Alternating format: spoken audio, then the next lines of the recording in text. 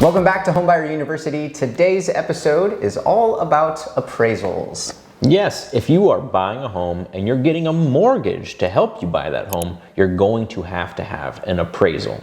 So let's dive into kind of the meat and potatoes around appraisals. What are they? Who does them? Why do you need them? And what are they there for? Let's start off with the basics. What is an appraisal and why might we need one when we're getting a mortgage? All right, so an appraisal is essentially a very thorough valuation of the home that you're buying.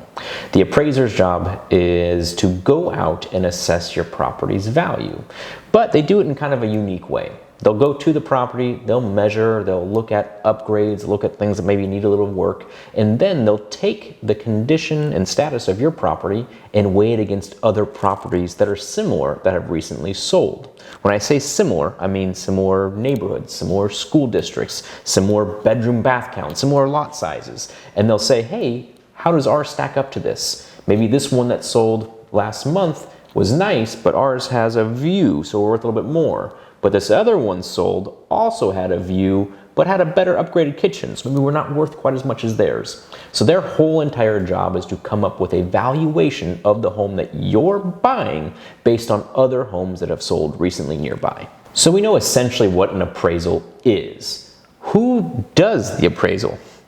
Well, that's going to be your appraiser. Now, your next question is where do we find those appraisers? And the bank that you're doing your mortgage through is going to have a group of appraisers that they have vetted. Those appraisers are licensed and they're typically local to the area.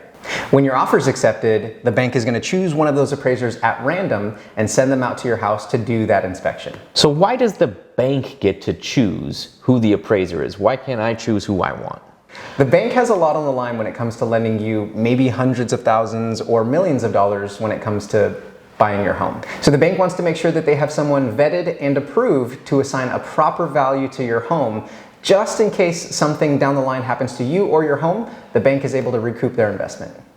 Now, are there any potential shortcomings when it comes to appraisals? Short answer, yes. Long answer, a little more complicated. So the biggest potential shortcoming we see with appraisals is a lack of data. As we mentioned earlier, when an appraiser is assigning value to the home, they are looking at past data.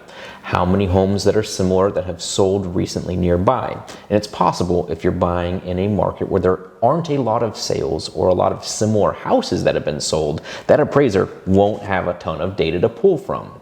And in those instances, they may have a hard time assigning an accurate value to the home. And this could cause complications with your loan as well as your investment.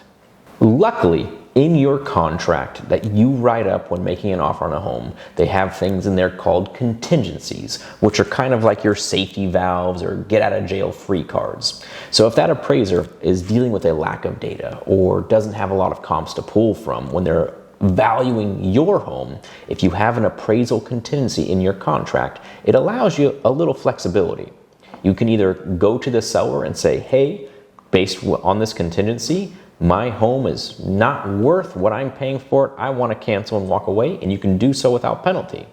Or you can use that to leverage against the seller to say, hey, this home is not worth what I'm paying for it based on recent sales or the lack thereof. I have a contingency, I don't want to cancel. Can we negotiate? Can you meet me in the middle? Or can we have some sort of nice, amicable agreement that we both find satiating? However, in some markets, you have to be aggressive with your offer when competing with multiple other offers, and you might waive that contingency and waive your protection. If that is the case, you want to make sure you're going into that offer with a plan ahead of time, talking with your agent about what is best case and worst case valuation based on comps. Talk with your lender about what the potential alternative options are should that appraisal come in low and you be stuck without a contingency. So there are some potential shortcomings, but working with the right agent and lender will really help you mitigate and minimize those before you make an offer. We've talked about the potential consequences if there's a lack of data and what it could potentially mean for your appraisal. Are there any potential pros if there's an abundance of data with a lot of recent sales for your appraisal? There are some upsides to having some abundant data when it comes to appraisals. Every time an appraisal is completed, that data is collected and given to the government-sponsored agencies that oversee our mortgages. Now, if you're buying one of those homes that has had a lot of recent sales or that abundance of appraisal data, there's a possibility that you might receive what we call an appraisal waiver. Essentially what that means is based off of the price that you're purchasing the home compared to all of the appraisal data that already exists, the bank may say we might not have to do an appraisal. Nice.